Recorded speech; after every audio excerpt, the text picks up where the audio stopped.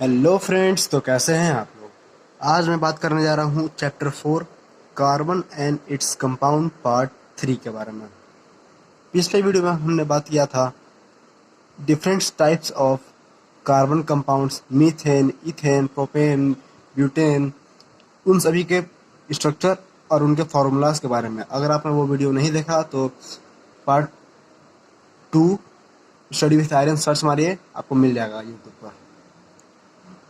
तो चलिए स्टार्ट करते हैं। इस वीडियो में हम पढ़ने वाले हैं आइसोमर्स क्या होता है, हेटेरो एटम क्या होता है, फंक्शनल ग्रुप क्या होता है, और कुछ इंपॉर्टेंट स्ट्रक्चर के बारे में बात करेंगे जो आपके एग्जाम में आना फिक्स है, मतलब जरूरी है कि आएगा ही आएगा, मतलब 2-3 मार्क्स में वो एग्जाम में आते ही हैं। तो चलिए हम पहला बात करते हैं कि आइसोमर्स क्या होता है। आइसोमर्स ऐसे such compounds with identical formula but different structure are called structural isomers. मतलब उनका फॉर्मूला सही रहेगा, कोई भी जैसे कंपाउंड है C4H10, ये एक फॉर्मूला है। तो इसको हम कैसे लिख सकते हैं, एक दो, ये है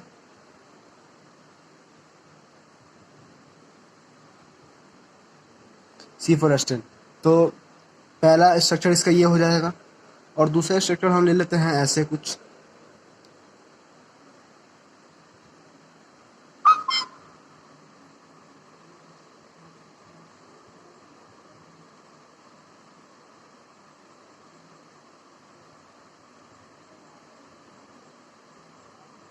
एक दो तीन चार पाँच छ 7 8 9 10 नहीं, एक यहाँ नहीं होगा क्योंकि इसका 4 हो चुका है, तो ये 10। ठीक है, ठीक है। तो ये इसका स्ट्रक्चर ये भी हो सकता है, इसका स्ट्रक्चर ये भी हो सकता है। तो ऐसे एलिमेंट, ऐसा मतलब कंपाउंड जिसका स्ट्रक्चर डिफरेंट हो, इसका मैं यहाँ डिफिनेशन भी लिख देता हूँ ताकि आपको आसानी हो नोट्स बनाने में। Such compounds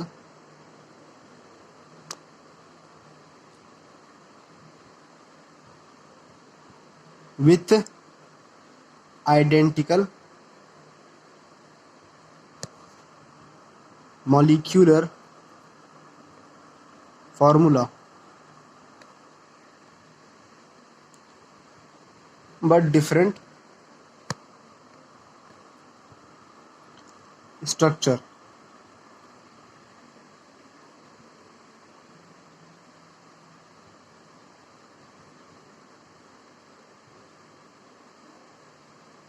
are called isomers.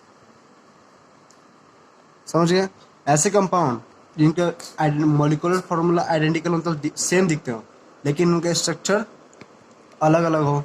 समझ गए, इसको 2-3 बार प्रैक्टिस करिए आप। एक दो फार्मूला को ऐसे करके देखिए कि जो ऐसे भी हो, जो ऐसे भी बन सके, और मतलब दूसरे तरीके से भी उसका स्ट्रक्चर बन सके। उसी तरह के कंपाउंड्स को हम बोलते हैं आइसोमर्स। तो उम्मीद है कि आप आइसोमर्स का मतलब समझ गए होंगे। मैं एक बार फिर से इसे समझाने का कोशिश करता हूँ। Such compounds with identical molecular formula but different structures are called isomers. ऐसे कंपाउंड जिनका मॉलिक्यूलर फार्मूला सेम रहता है लेकिन स्ट्रक्चर डिफरेंट हो सकता है, बट डिफरेंट स्ट्रक्चर, वो डिफरेंट तरह के स्ट्रक्चर में शो कर सकते हैं, ऐसे हम लोग कंपाउंड को बोलते हैं आइसोमर्स। जैसे ये C4H10 का ये एक स्ट्रक्चर हो गया और ये एक स्ट्रक्चर हो गया, तो C4H10 क्या हो गया, आइसोमर्स। ये क्या है, ब्यूटेन है, सेचुरेटेड हाइड्रोकार्बन का है ये पार्ट, ब्यूटेन। तो चलिए हम आगे बढ़ते हैं, आपको डिफरेंट डिफरेंट स्ट्रक्चर बताते हैं, इंपॉर्टेंट स्ट्रक्चर जो आपको याद करना जरूरी है। तो अगर आपको ये नोट्स लिखना है तो मैं हटा देता हूँ हाथ अपना, लिख लीजिए स्टॉप करके। चलिए अब हम बात करते हैं कुछ इंपॉर्टेंट स्ट्रक्चर के बारे में जो कि आपके एग्जाम में आने की फिक्स रहता है। जरूरी रहता है कि 2-3 मार्क्स में वो एग्जाम में आए, FA1 में या फिर SA1 में। तो पहला स्ट्रक्चर है हमारा साइक्लोहेक्सेन। साइक्लोहेक्सेन ये आपके NCERT बुक में भी इसका स्ट्रक्चर दिया हुआ है। तो मैं भी इसे बता देता हूँ। इसका फॉर्मूला होता है C6H12। इसका फॉर्मूला है ये C6H12। इसके स्ट्रक्चर कुछ इस तरीके से होता है, C।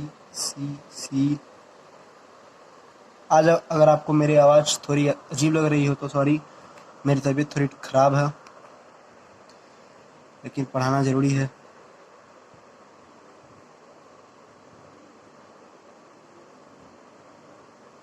आपको ये याद रखना ज़रूरी है कि सभी कार्बन को 4 बॉन्ड मिलना ज़रूरी है।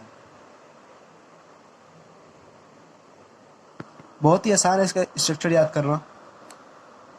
देख लीजिए, 1 2 3 4 5 6 C6, 1 2 3 4 5 6 7 8 9 10 11 12 H12 C6H12। तो पहले मैं बता दूं कि सिर्फ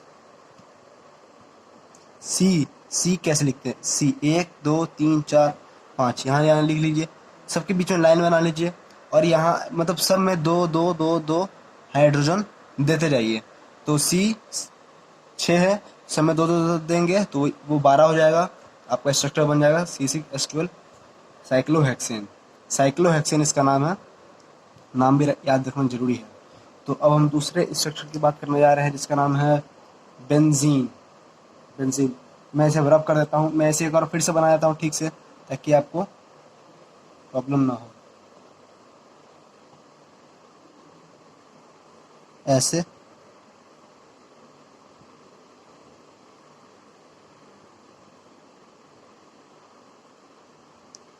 लगता है मेरा मार्कर ख़त्म हो गया, मार्कर भरना पड़ेगा।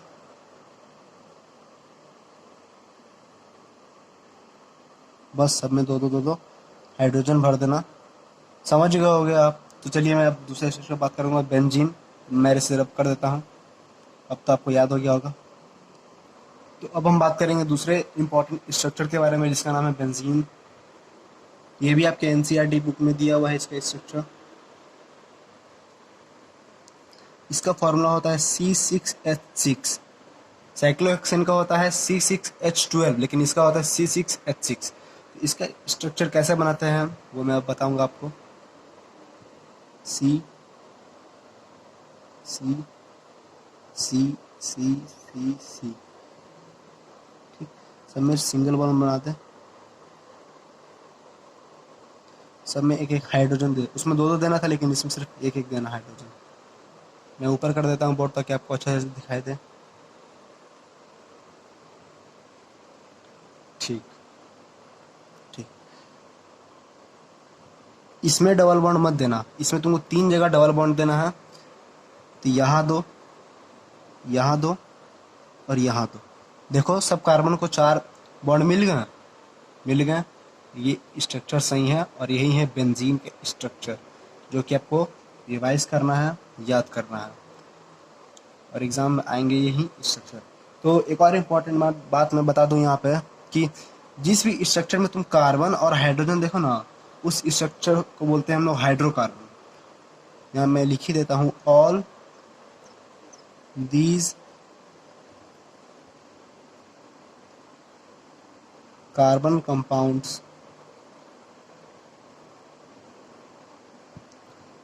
compounds which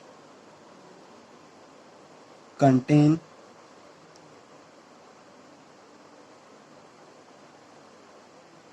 only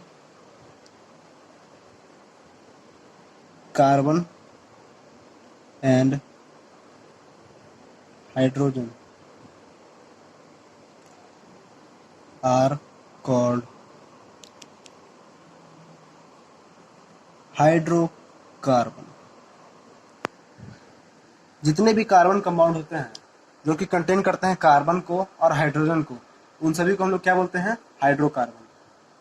तो आपको ये बात समझ में आ गई होगी, बेंजीन का स्ट्रक्चर भी आपको समझ में आ गया होगा। इसका फॉर्मूला होता है C6H6। तो ये आपको रिवाइज करना है, इसका प्रैक्टिस करना है, इसका स्ट्रक्चर बनाने का। 10th बोर्ड में आने की इसकी भी संभावना है। तो हम आगे बढ़ते हैं और आगे बात करते हैं फंक्शनल ग्रुप क्या होता है। मैं इसे रब करने जा रहा हूँ। तो अब हम बात करने वाले हैं फंक्शनल ग्रुप के बारे में। फंक्शनल ग्रुप क्या होता है। तो ये एक लीडर की तरह होता है जो अकेले ग्रुप में डिसाइड करता है कि ग्रुप कैसा होना चाहिए, किस तरीके से होना चाहिए और कैसे आगे बढ़ना चाहिए। जैसे एक लीडर अपने ग्रुप को लीड करता है, वैसे ही ये एक लीडर के भांति अपने ग्रुप का सारा प्रॉपर्टी डिसाइड करता है। तो इसी को बोलते हैं फंक्शनल, जो भी प्रॉपर्टी डिसाइड करता है। तो मैं अब इसका डिफिनेशन लिख देता हूँ यहाँ पे। एन एटम और a group of atom containing some properties to the compound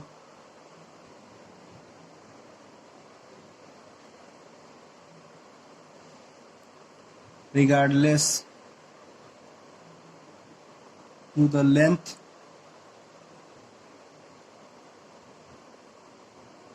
and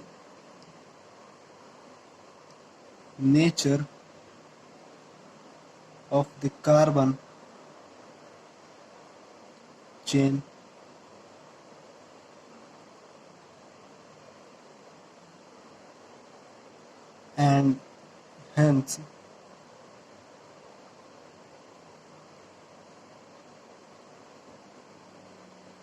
and hence are called functional group। आप बोलोगे कि ये तो बहुत बड़ा डिफिनेशन है, याद करना पड़ेगा, क्लास 10th में हो छोटू, क्लास 10th में हो, याद करना पड़ेगा। तो एन एटम और group of atom containing some properties to the compounds regardless to the length and nature of the carbon chain and hence are called functional group. जैसे कि मैंने बताया, कोई भी एटम या फिर ग्रुप ऑफ एटम किसी भी ग्रुप की प्रॉपर्टी डिसाइड करता है रिगार्डलेस टू द लेंथ, उसको लेंथ से कोई मतलब नहीं है, नेचर से कोई मतलब नहीं, कार्बन चेन हो या ना हो, hence are called functional group. उसी को हम लोग बोलते हैं फंक्शनल ग्रुप। तो आगे वाली वीडियो में हम पढ़ने वाले हैं different types of functional group क्या होते हैं, halo alkanes, alcohol, aldehyde, ketone, carboxylic acid, different types of functional group हैं। तो आगे वाली वीडियो में बहुत ही मज़ा आने वाला है और वही सबसे इंटरेस्टिंग टॉपिक है इस चैप्टर का। तो तब तक के लिए थैंक यू। अगर ये वीडियो पसंद आए तो लाइक करें, नहीं पसंद आए तो अनलाइक करें, और ज़्यादा पसंद आए तो सब्सक्राइब करें और शेयर करें अपने दोस्तों में। तब तक के लिए थैंक यू, धन्यवाद, ऑल द बेस्ट।